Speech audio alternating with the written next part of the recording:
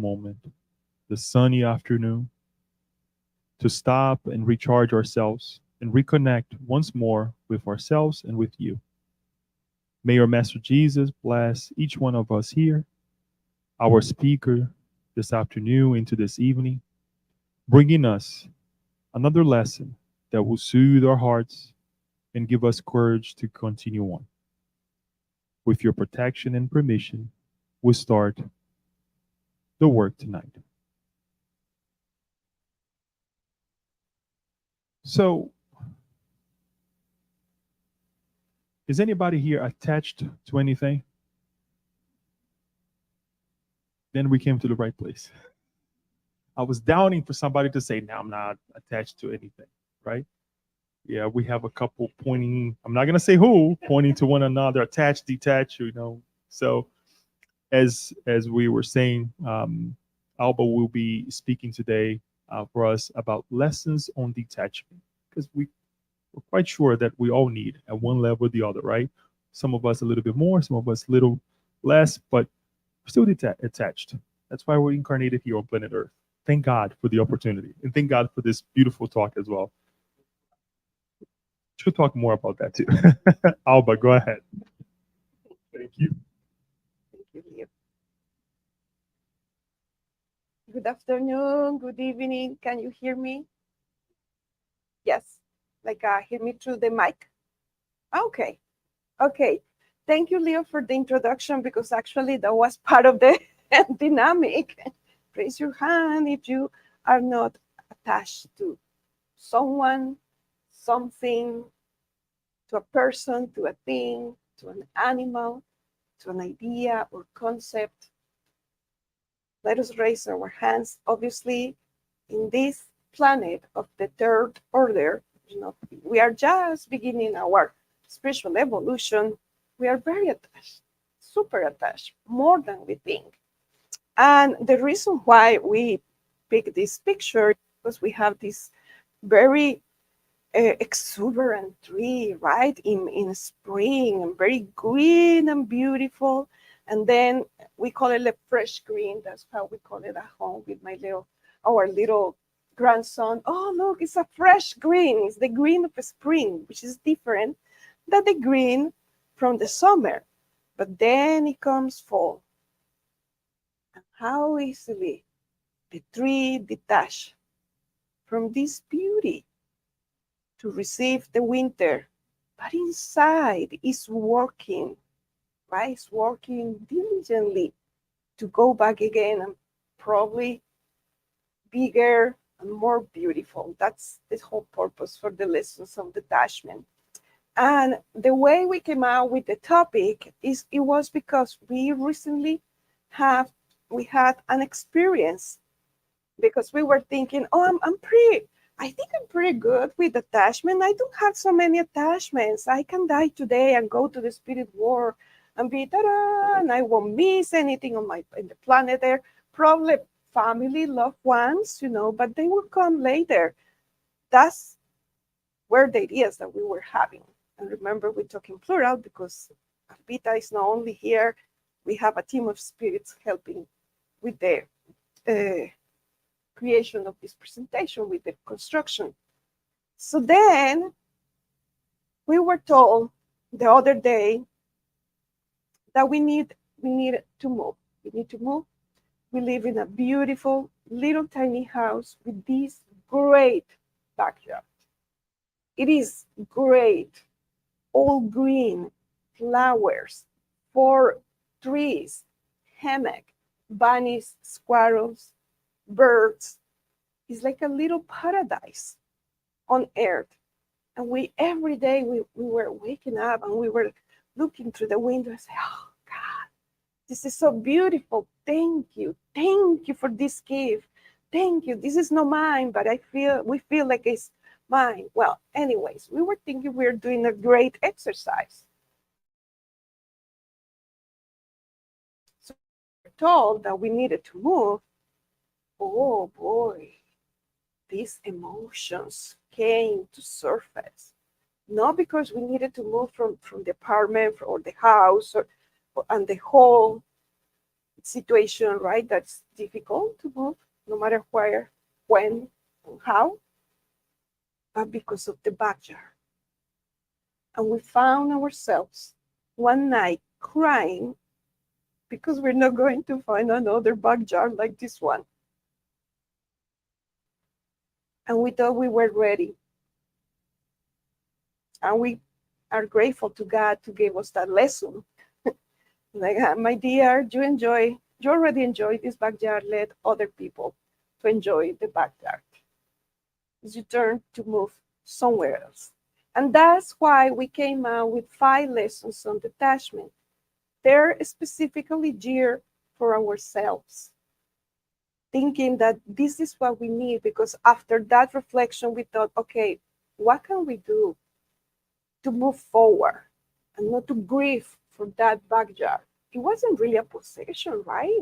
I didn't have it. We didn't have it in the bank, but it was just the fact of enjoying the backyard. So we came out with these 5 lessons of detachment, and we're going to start with the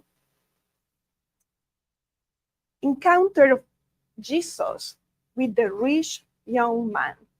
And this is in Matthew chapter 19, verse 16 to 22.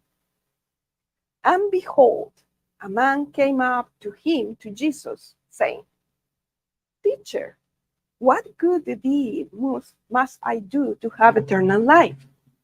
That's a very valid question. We ask the same question, right? And he said to him, Jesus said to the young man, why did you ask me about what is good? There is only one who is good. If you will enter life, keep the commandments. He said to him, which ones? And Jesus said, you shall not murder, you shall not commit adultery, you shall not steal, you shall not bear false witness, honor your father and mother, and you shall love your neighbor as yourself. The young man said to him, all of these I have kept. What do I still lack? Jesus said to him, if you will be perfect, you desire to be perfect, go, sell what you possess and give it to the poor, and you will have treasure in heaven, and come, follow me. Oh boy, the bar was set high, right?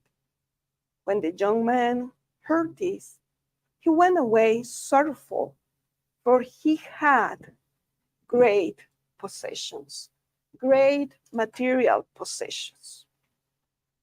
And we're going to leave it this way.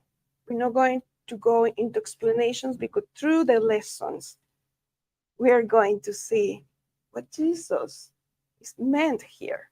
Is Jesus telling us that if we possess something, even $5 in a bank account or 5 million in a bank account, do I need to give everything to the poor and I will need to go as a beggar on the street? It means that I cannot get like a night's clothes from Target. Very elegant place, right? Just mention things. Is that what Jesus is saying? That some of the first religious communities, in monasteries, they did the vote of poverty, and they took it literal. So they only have one tunic, barefoot probably, and hygiene wasn't very good either. Is that what is Jesus asking us to do? Let's see. So lesson number 1. Everything comes from God and returns to God. And we would like to emphasize everything. Everything, everything. Everything. My earrings? Yes.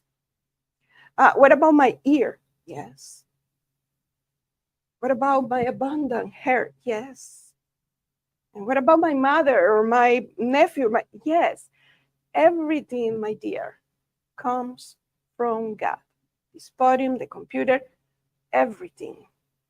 So we're going to see what the gospel according to Spiritism is telling us about.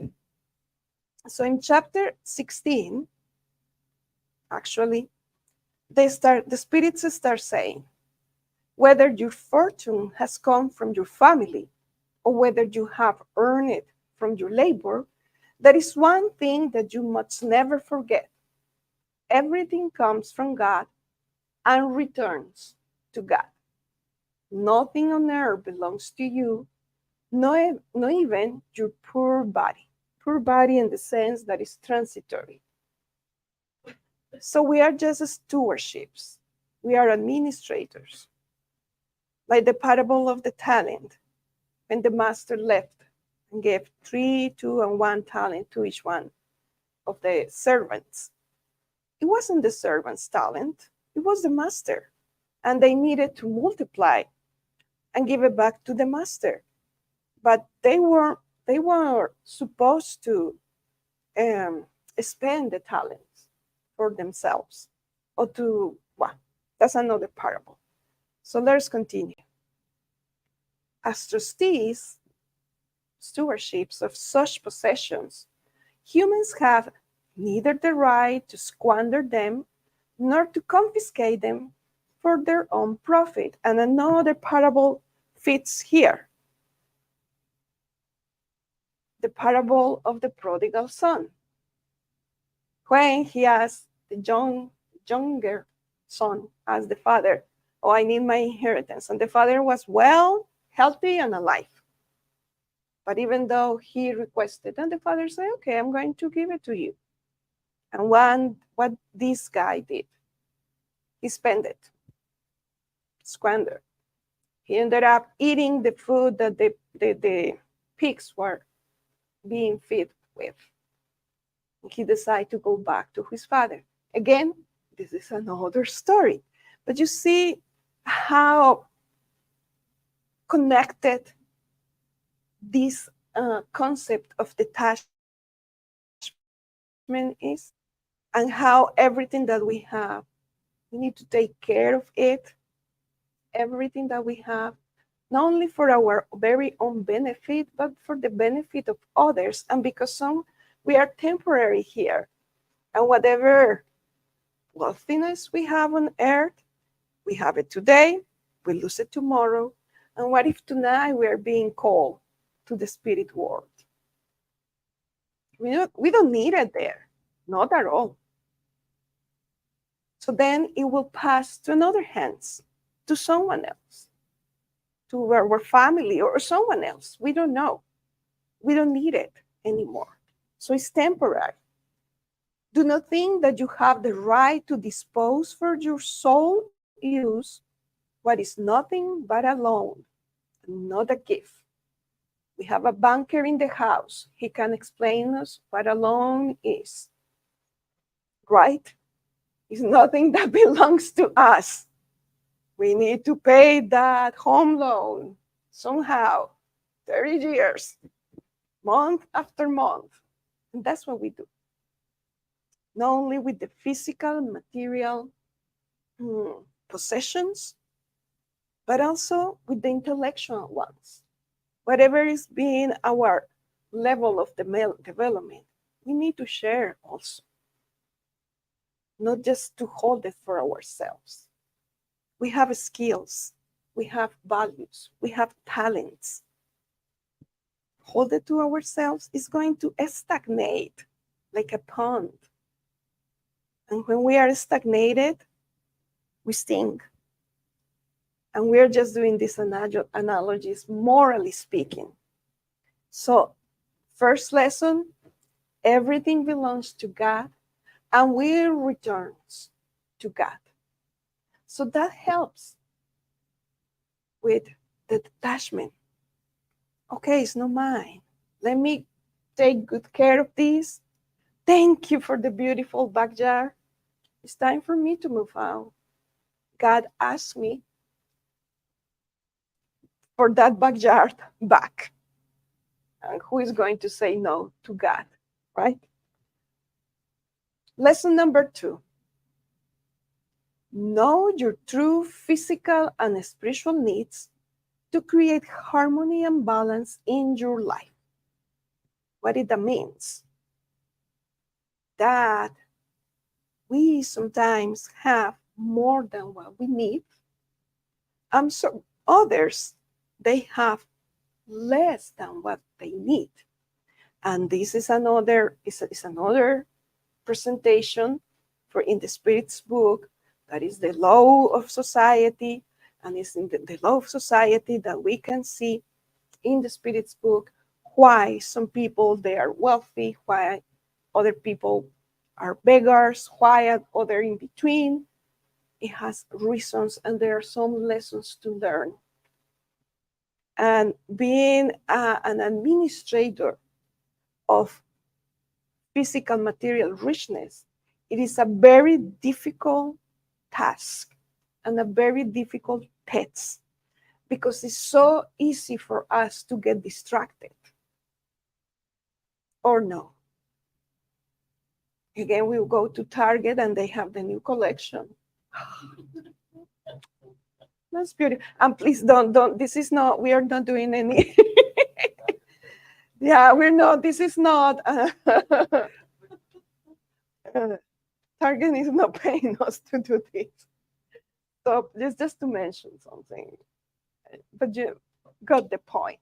So let's see what happened when we decide to take this inner journey and truly seek, meditate, and learn what our true physical and spiritual needs. Maybe we need less than what we have, or maybe we need more. There's nothing wrong about it. But this will help us to create harmony and balance in life. So we go here to Joanna de Angelis in the book Plenitude, chapter 7. We study plenitude here. I think it was Kirsten, right? It was Leito, right? Causes of suffering. And Joanna de Angelis starts saying this, and we put the whole text because we couldn't highlight anything. So we're going to read together. In the relentless pursuit of pleasure, instant gratification, people go from one sensation to the next without realizing that this instability causes the anxiety responsible for the overwhelming suffering that threatens to plunge them into despair. We're going to stop here for a minute.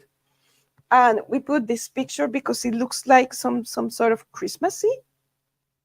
And I'm wondering, raise your hand, if at one point in your life you were in the Christmas rush in stores or in grocery stores, or sitting in front of the computer trying to, get Christmas gifts because it's Christmas. At least you're not Christian, obviously. So, yes, Danette. This lifetime. This year, there are Christmas decorations there. And that's what Joanna de Angelis say here. It is relentless. Well, say it again, Diony. Relentless. The situation is, we are in summer and we already have fall decorations and Christmas decorations, because it's about the commerce, about the exchange, it's about getting the money, etc. And somehow we get kept in that turmoil, in that turbulence, without realizing, right? So here the second lesson is, no, stop, breathe. And Joanna de Angelis says, living under the demands of a machine, this is the body, that imposes real needs and predisposes them to imaginary and disturbing ones, people opt for the latter. So we opt for the imaginary and disturbing needs instead of the real ones. And we're going to provide an example. These entail the sensations of the domineering ego, pressuring them to pursue the corset's aspirations at the expenses of the subtle, ennobling ones that thrive in selfishness, high minded effort, self denial, and the cultivation of the inner life in the realm of the spirit over matter. In Alvita's words, we believe, we think that we need this specific item and we want it. Plus, everyone has one of those. How come I'm not going to have it?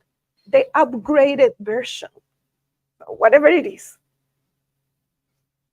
And we think, we truly believe that we need it. Oh, because it has more gadgets and I can take pictures here and there and I can do that.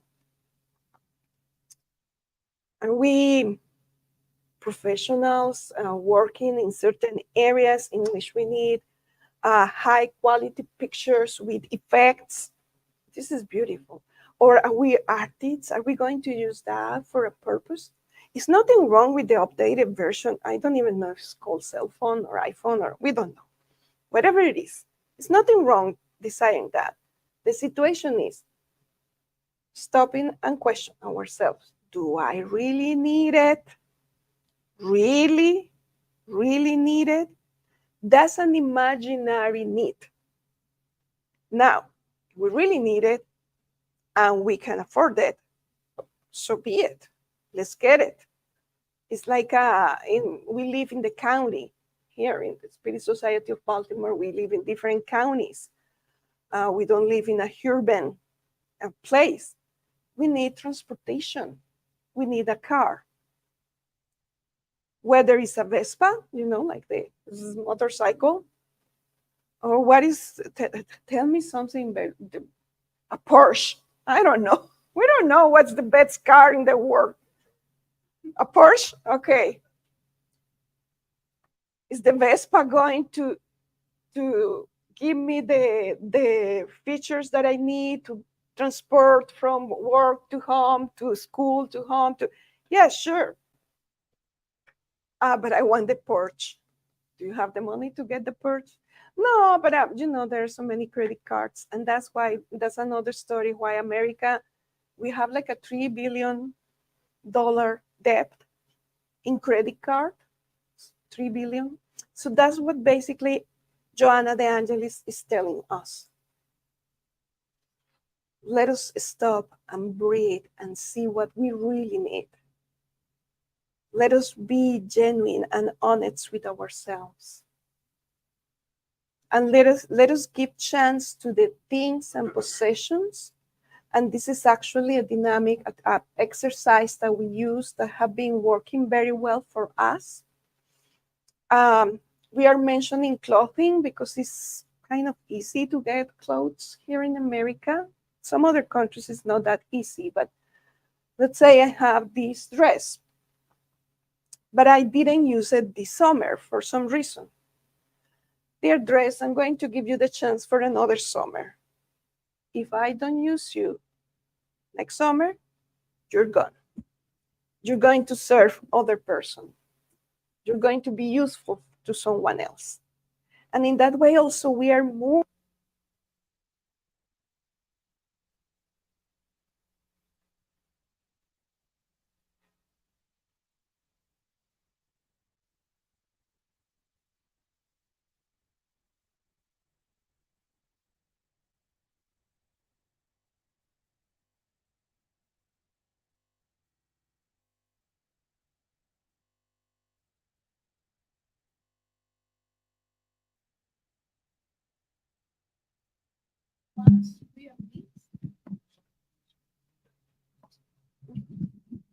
okay.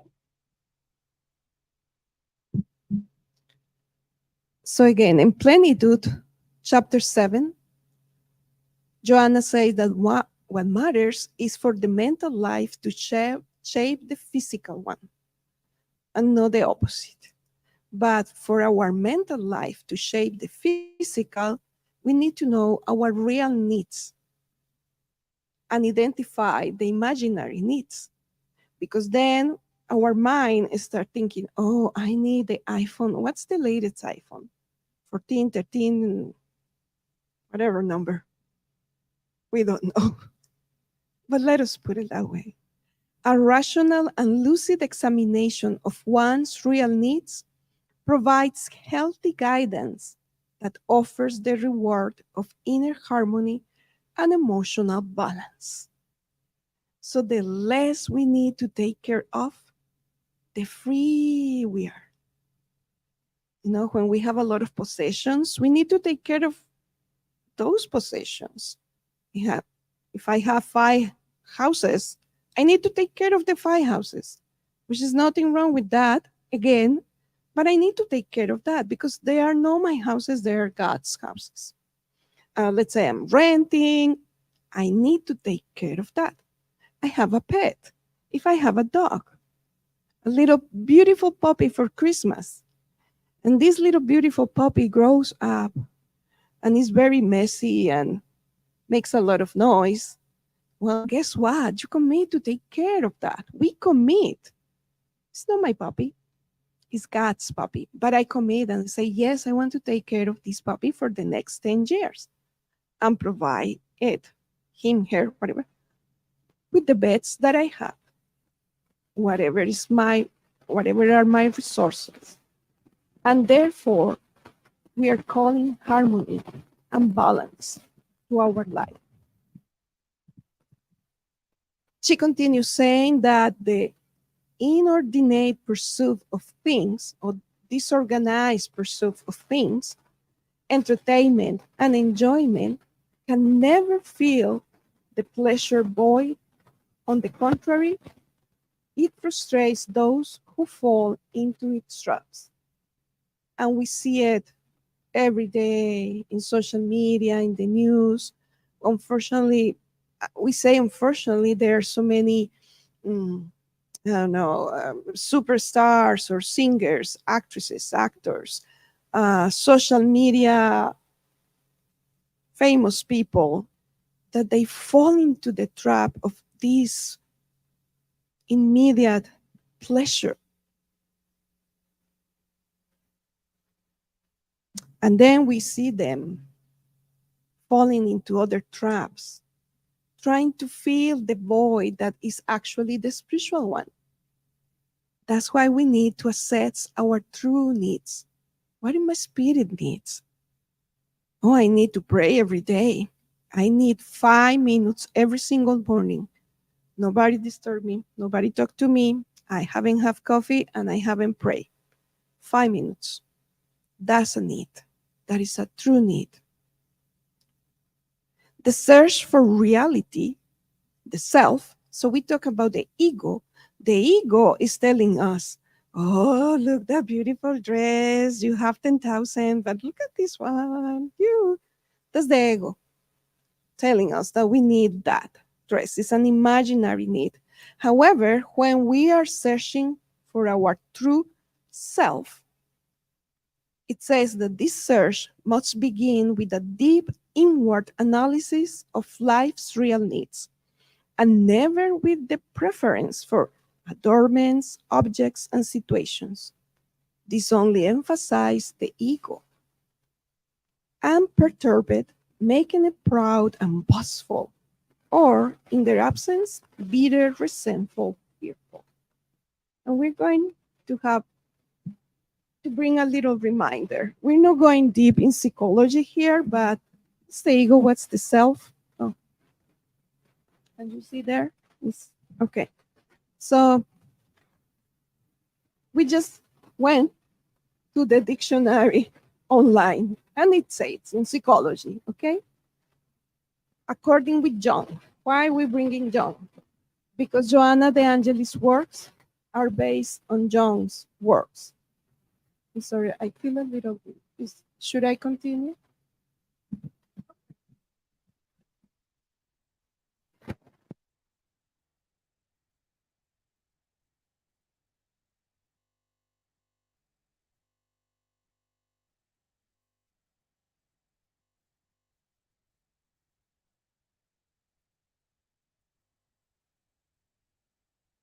Hello?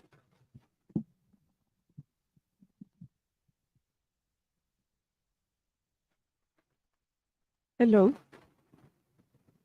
Uh-huh. Okay. Let us continue. Can huh? It's the same rain. Okay, let us pretend it's raining, but can you hear me through the microphone? Okay. Okay, and hopefully people at home or wherever you are. Ego. Jung saw the ego As the center of the field of consciousness, when we are conscious, right?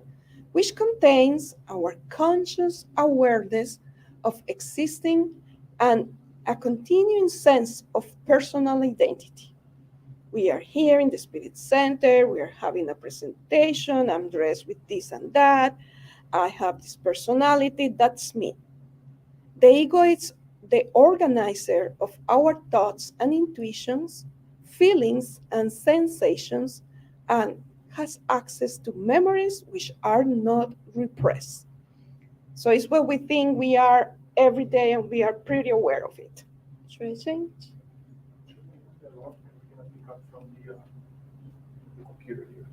Okay. Is the height of the computer good then?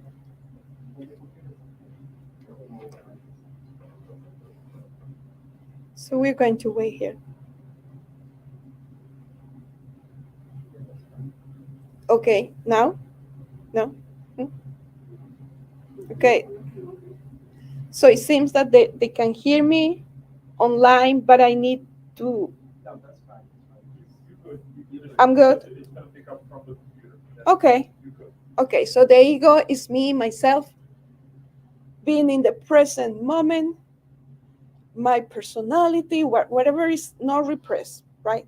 And then the self, according to Carl Jung, self signifies the unification of consciousness and unconsciousness in a person and representing the psyche as a whole. It is realized as the product of individuation, which in his view is the process of integrating various aspects of one's personality. In other words, from the spiritist point of view, the self is the spirit. And why there are some unconscious things there, well, this is a long story that Paula can help us to clarify. I know, Paula. But there's so many unconscious situations that we live through experiences, and we are just putting in the basement of our mental, our psyche. And then one day something happened and it triggers, and we are like a woo.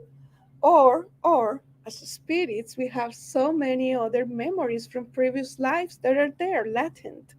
So the self is me, the true me, the spirit, the eternal spirit, the one who is going from reincarnation, from one another, trying to learn and transform ourselves.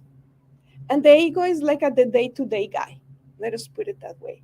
So the ego is good and the self is good, both of them, but they need to be in balance and they need to talk to one another for us to get to know what are our true needs, physical and spiritual needs. So the question was, Joanna, how can we free ourselves from attachments? And we're in the second lesson, but we already have this answer. It's kind of dark there. Can we read? Oh, yes. Can you turn off the light so we can read better? Thank you. No? Yes? Better? Okay. So she says, first, one must acquire a state of spiritual peace to experience everything without becoming attached to anything. We we enjoy the baby of someone else, but I'm not attached to that baby. We enjoy the beautiful landscape. We enjoy the birthday celebration. We enjoy everything, but we don't need it. It's like I can continue living with that. Liberation will occur only when people empty themselves of ambitions, embracing inner selflessness and overcoming desire. So easy to say, Joanna, so difficult to act upon it. When we read, when we empty ourselves of ambition, albeit I means that I need to get rid of my dreams and my goals in life. No. Is ambition is I already have a pair of glasses. Maybe I need three because we lost glasses everywhere, but we don't need 25 glasses. That's ambition. And after having 25 glasses, we want more and more and more. Self knowledge helps us understand what is useful. Again, self knowledge, or superfluous, essential or secondary for a happy life. And we're going to lesson 3, that is also Buddha. And you can turn on the light, yes. The root of suffering is attachment. So we are coming from Joanna. We study, we see what are the causes of suffering, right? When we create imaginary needs that we don't have. And Buddha, on the other hand, is also telling us that the root of suffering is attachment. So, two great minds, it must be something true here, right? So, let us develop this idea. And we took these ideas from actually, we took it from a presentation about this book, The 7 Spiritual Laws of Success by Deepak Chopra. And the presentation was given by, it's called Reverend Wendy, but in a United, now we forgot, United Methodist Church, right? So we watched the video, but that presentation is based on the book. And they say that detachment, actually Deepak Chopra, is not disconnecting from life. It's not going to the monastery and living over there, or going to the mountain and I'm going to live here with whatever Mother Nature provides me. No, it's not disconnecting from life. Action without attachment to the result is the secret for a life without stress. It gives us the chance to stop trying to control everything. What did that means? Let's say I really want that Porsche. I think I deserve the Porsche. I've been working hard all my life, and I really wanted to have a nice car and beautiful. And okay, let us do a plan. Do we need it? I don't know, but I think I will enjoy my retirement in the Porsche, just being. So then we start working 3 jobs because we want to purchase the Porsche. And we start being so miserable and our health decays. And after all, we're going to use of the money for medical bills because we couldn't get to the goal, because we are so not diligent, but so obsessed that we want that.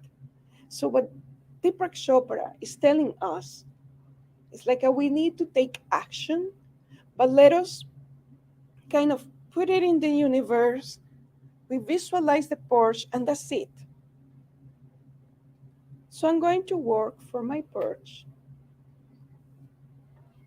but I'm not going to be attached to the Porsche in the sense, what if after I work, after I save, after I take my actions, I found another car that is going to be fit better my needs. It's not the Porsche. Oh, but it's a beautiful Camaro.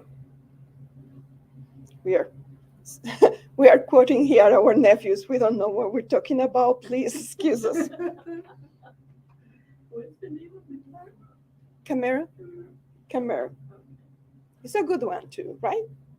I think so. I don't know. So basically what Deepak Chopra is telling us here, let us take action for the things that we want, for the people that we love, for let us visualize in abundance, but let us not be so frantic, losing our very own lives trying to get to the goal. Stop trying to control everything. And we are just paraphrasing here such a beautiful talk. Probably we're going to share later in the WhatsApp um, the link of the presentation, because it goes far and beyond and deeper. This is just the surface. And in the same book or the same presentation, Deepak Chopra says that the search for security, so let us remember this is lesson 3, attachment is the root of suffering. So the search for security is an illusion. In ancient wisdom tradition, the solution for this dilemma lies in the wisdom of insecurity or the wisdom of uncertainty. So when we don't know, when we let things take their way, it's not like we are going to be, I'm going to sit under this tree and I'm going to think in my porch. We need to change that sample. But anyways, and I want a porch, and meditating. I put it in the universe and we do nothing. It's uncertain if I'm going to get it or not. I put it out there. I'm going to do my job. But again, I'm not going to be relentless. I'm not going to be stressed or anxious about it. So this means that the search for security and certainty is an attachment to the known. And what's the known? The known is our past. The known is nothing other than the prison of past conditioning. There is no evolution in that. There is absolutely not at all.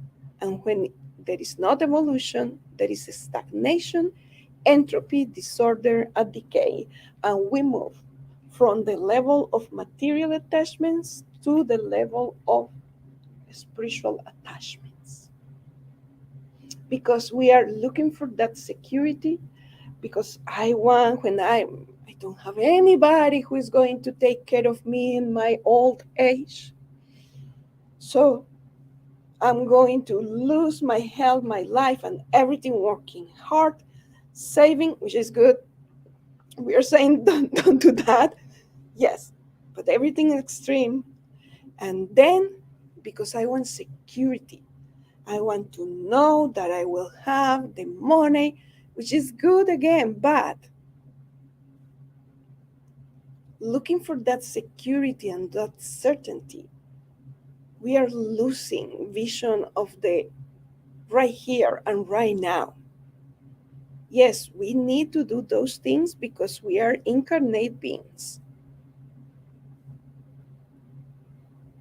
But we don't know what is going to happen.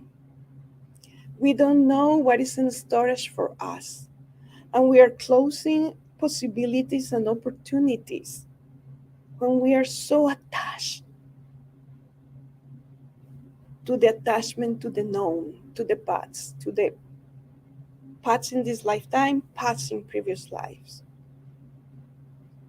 And that's when we see all these wise men, women, history, Christians, the first martyrs, that they were so tranquil and serene when they were put in the fire and the stack. Serene, completely detached from their body, from their possessions, knowing that a greater life was waiting for them. Like Polycarp, that we recently watched the movie, we recommend it. 2015, beautiful movie, one of the first martyrs of Christianity, direct disciple of John the Evangelist. He was so detached and so serene, like a lamb being taken to the sacrifice. But it was because he was over all of the imaginary needs of the time. So here Deepak Chopra is inviting us that let us see what the future comes. Not by sitting under the tree and waiting, God, why you're not helping me? It's sitting under the tree and pruning the tree and working to get the fruits, right? But keeping the flow of Mother Nature, knowing our true self, knowing how we navigate in life, not pushing ourselves to get the things that probably will ended up in the dining table, right? Let us go to the next lessons. Oh, here is Reverend Wendy from the Unity Center of San Diego. So she says, so let us step into the unknown to do what we need to let go, to immerse on the field of what is possible for us. When we are liberating, and again, this is a very shallow way to present this. When we liberate, when we free ourselves of those imaginary needs, we are putting ourselves, we are setting ourselves to the possibilities in the universe. We're spirits. We can get a lot of great things. So practicing detachment, allow others to be what they are. Hard one, especially for Latino Hispanic mothers,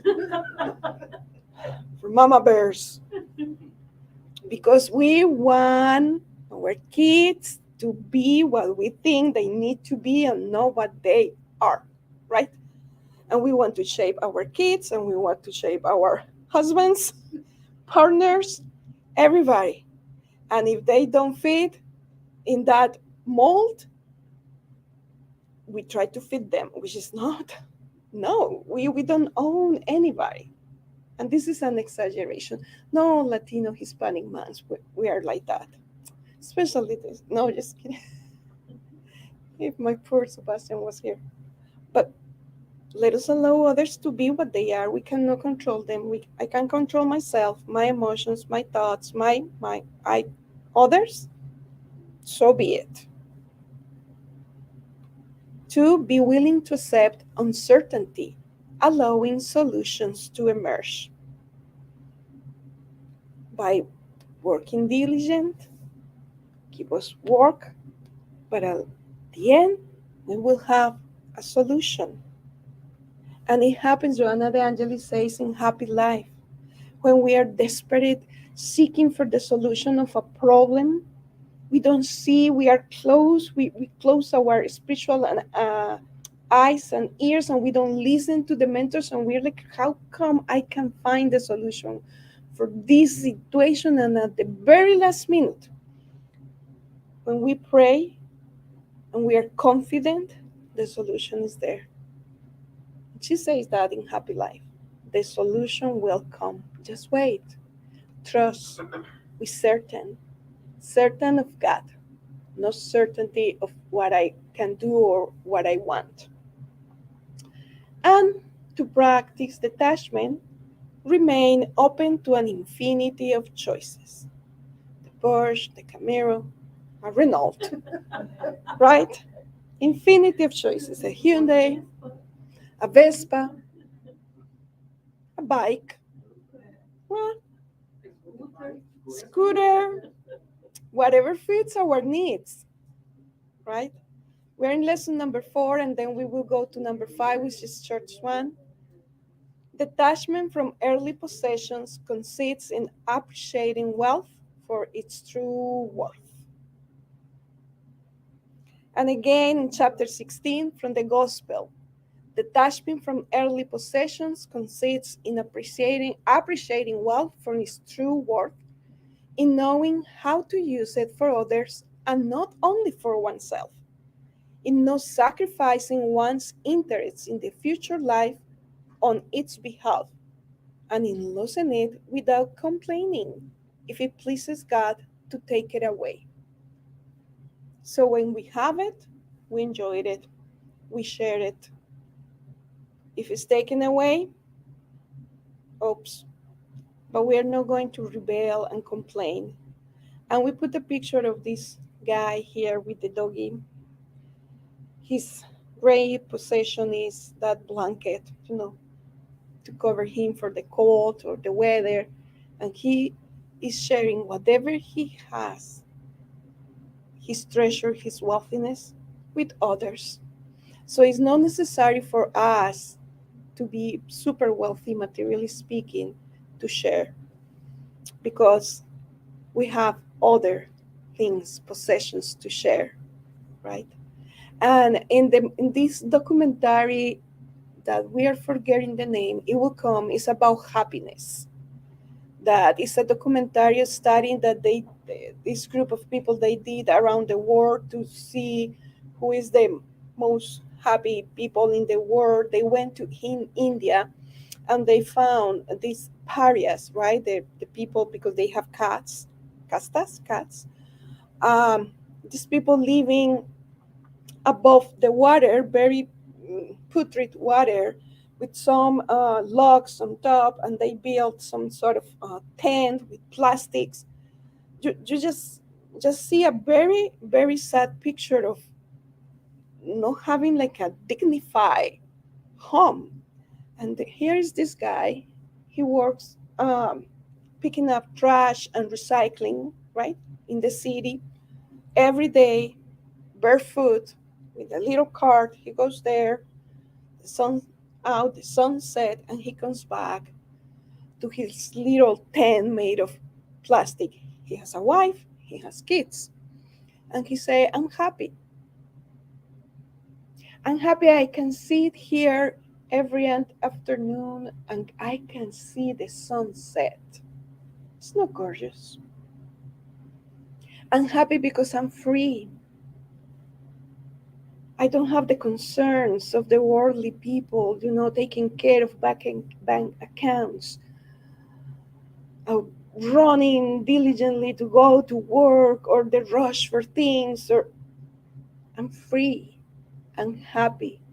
I'm providing for my family with my strength."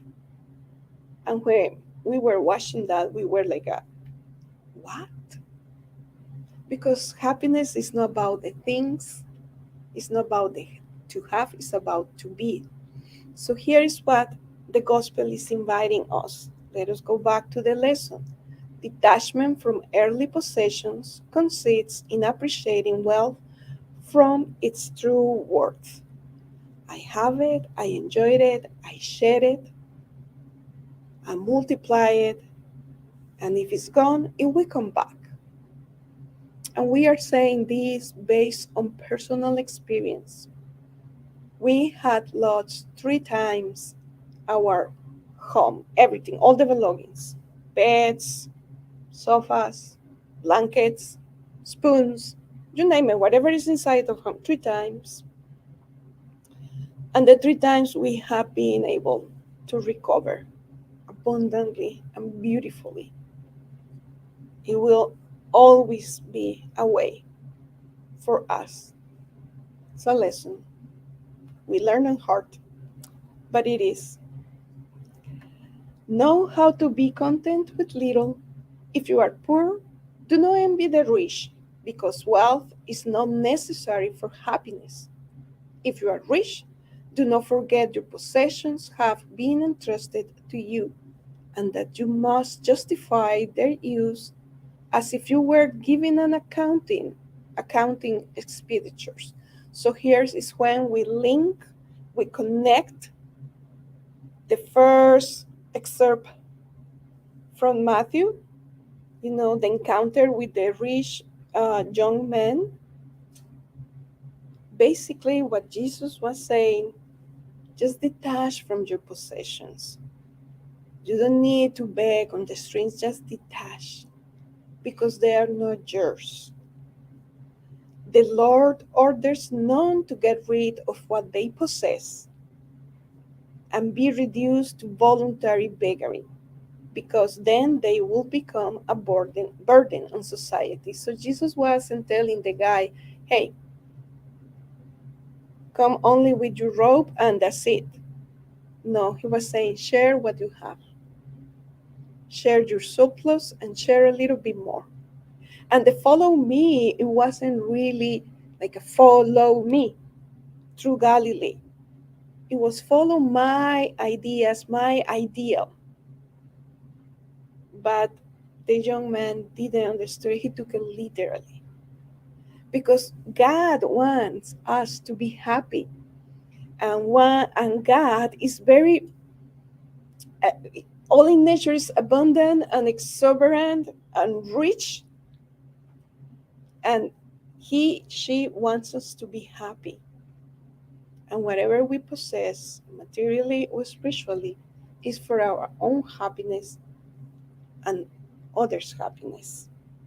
And we got to lesson number 5. And this is for Alip im Alita Lip. Alita Lip.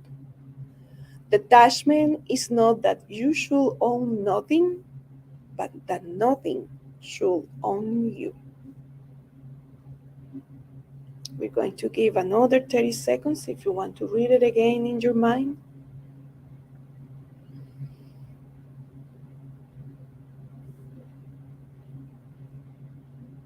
And we are going to review because this is very self-explanatory.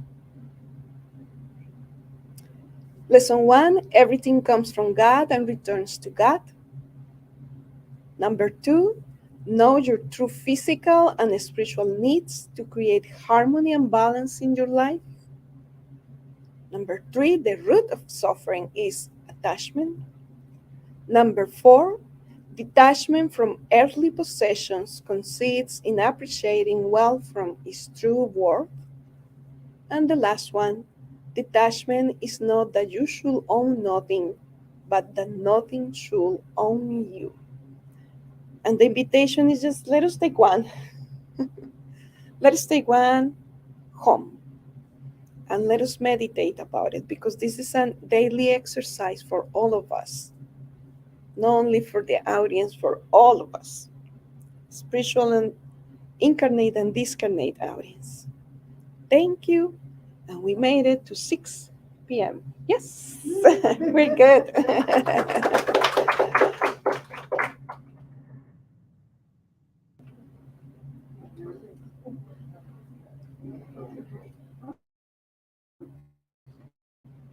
Do you want me to put this?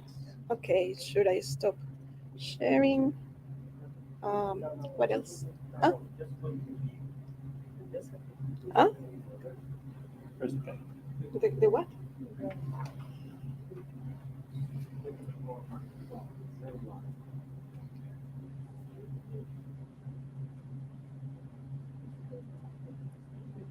Ah, okay. So he's going to put the questions here. Mhm. Thank you, Alba. Sorry about the to make. Does anybody would like to ask a question or make a comment before we bring the questions online as well that we may have or comments? When you said about possessions, everybody has an air fryer, and I bought one because everybody has. Everybody had. And then I didn't need it. I had to give away, but I didn't use it. But because everybody, was like a, yeah, steal of me.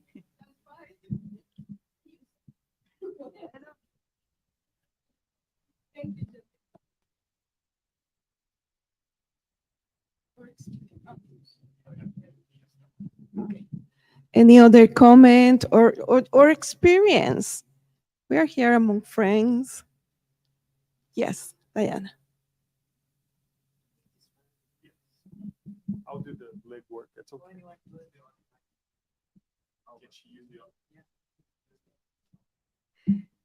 Yeah, I think every one of us have a lesson from detachment or attachment on our lives.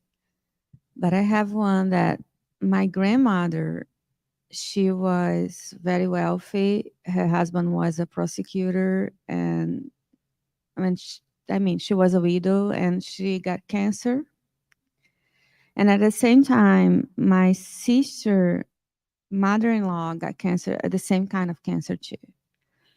But my grandmother went to a very nice hospital with all the treatments, and she had like 3 or 5 nurses taking care of her. And my sister, mother-in-law, she lived in a countryside in a small city, which she did not have even chemotherapy to do it. So she had just to take morphine and wait for her time. But on the countryside, she had all the grandchildren and kids by her side. And that's how she lasted for 3 months and died or disincarnated. Is that how you say it? And with all the family by her side. And my grandmother lasted for a year and a half, and she incarnated in a New Year's Eve with her nurses in the hospital with all the machines. And no one in the hospital could reach anyone of the family because they were all partying, it was New Year Eve. So it got me thinking, what do I want for my life on the future? Like all the money and everything she had, what it gave it to her and what it gave it to my sister mother-in-law, that's it. Thank you. What a beautiful and touching story.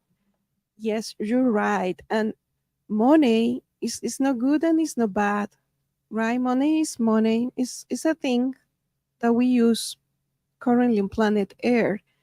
Is what we do with the money and where we put our needs. So it's nothing wrong with having money or not having money. It is about what is important for us. And it was clear for your sister mother-in-law that although she didn't have all the technological science resources, it was important for her to be surrounded by family, which is another treasure and kind of wealth. And your mother-in-law in the other side, right? But maybe both of them, they discarnate in their own, we say in Spanish, en su ley, in their own desire, right? Huh? Desire, yes. Thank you, Diana. Any other comment or question? If you have questions, please be good with questions. Daniel will actually post one. Yes. Hi, Jasco. Hi, Alba. How to overcome emotional attachment to a family member, lover? Yes. And that's why we are recommending either to read the book by Deepak Chopra that we mentioned here, or there are so many literature. It's all abundant literature to overcome this emotional attachment when we create codependency, when we believe I cannot live without you. You are my life. And we are Hispanic or Latino. We know all of these romantic songs and so operas. So, Maria Jose, don't leave me. But Gustavo Adolfo, I have to. And we are being dramatic here, but because social media promotes codependency, right? How? Inner search.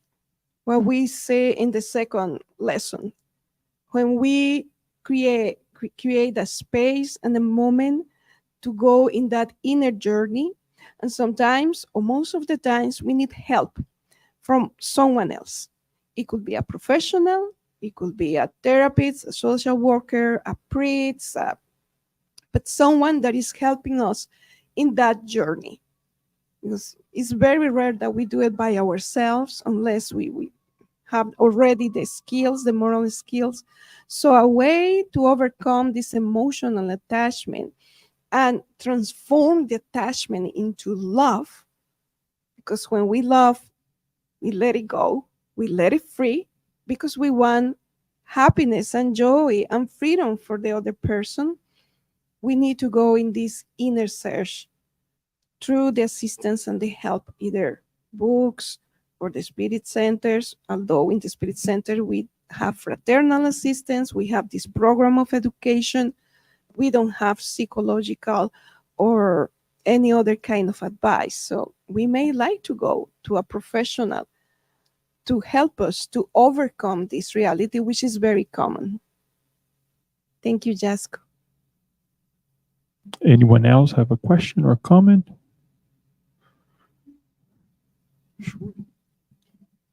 Albita, can we be attached to the life, not want to die, and maybe let me so sick, I don't want to die, I want to stay? Can we be attached to the life? Yes, yes, yes. And there are so many cases of people that is stubborn in the sense like that's part of fearing death is when because we think we don't know what is going to happen in the other side, in which in reality we already know for plentiful times, but we don't remember. So yes, yes, there is people that is attached to their lives, and we need to be. That is a instinct of survival. We need it. We need it. We really need it to protect our life, to take care of our body. That's perfectly fine. What is it's not fine is when we are already in our bed with a prognosis that is telling us you are going to leave this world soon, and we denying that reality. Yes, Marty. When you have a loved one, for example, myself, my son at 16 died. Is grief emotional attachment? Because let me tell you, it took me 3 years to overcome it. I was depressed for a long time. Thank you, Marty, for sharing that, the story, and your emotions too. Um, we are no psychologists or professionals in that area, but what we know is like we are humans, and grieving is natural, and grieving is part of life, and each one of us grieve differently, especially for those parents, because we are not ready, right, to lose our children. We were told that we are going back to the spirit realm before them. So when a child, it doesn't matter the age, mother can be 81 and the daughter can be 50.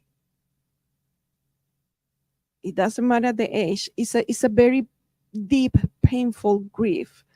But grieving is not attachment. It can transform in attachment when we don't process the grieving, when we don't get the help, when we want to stay in that unconsciously, in that state, not letting go of the beloved one.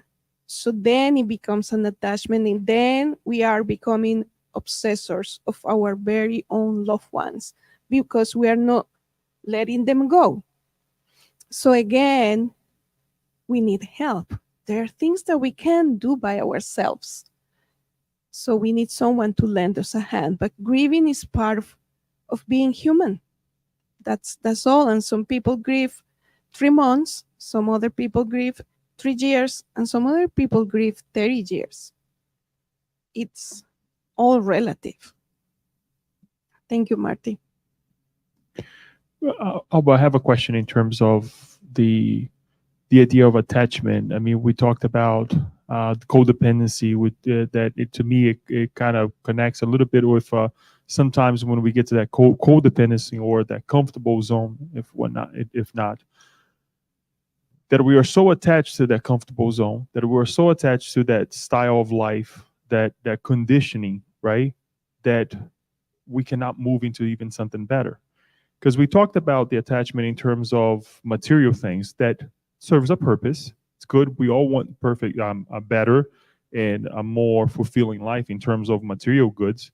Um, it depends on how you use it. We discussed that, we discussed that today very well. But can attachment sometimes, or in many cases, stop us from growing, whether materially or morally, whichever way? In your Yes. studies, does Yes. that help you to get to that conclusion? Yes, Leito. I think, well, we already closed the presentation, but it was in lesson number 4 when attachment it grab us and it's holding us from enjoying other things in life. So then we become stagnated in the known. It's when we were talking about the book of Deepak Chopra and say, let us be open to the possibilities. It is that. Yes, yes, it will. And attachment is one of the main reasons of suffering, which actually Buddha is telling us, and Joanna de Angelis, and a lot of other people is telling us, attachment equals suffering. We suffer. But when we start this it's like these people that they have actually a diagnosis of mental health.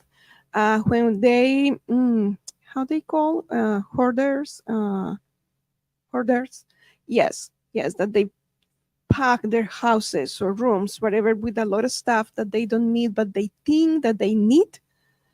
And when they start the process with the help of a psychologist, a social worker, whoever is the professional, taking a very old toothbrush, because there are shows sadly about this, a tall old toothbrush, there, very ugly.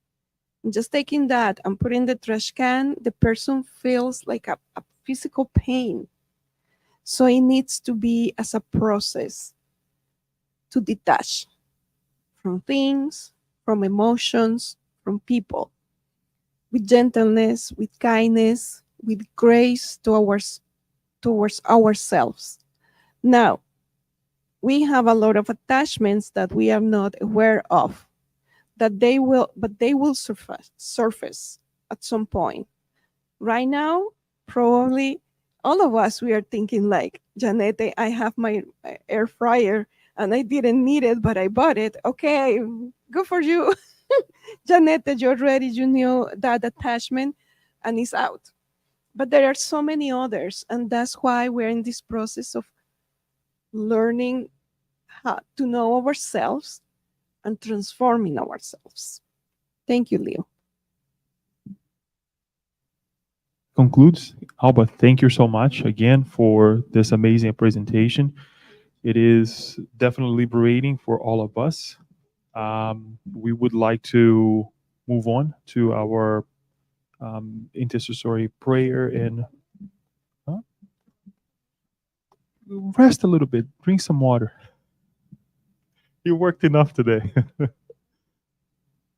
Thank you.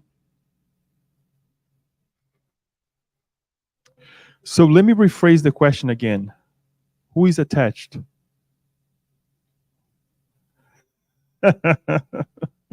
Now we can say, "Hey, we are." Right? It's okay. There's nothing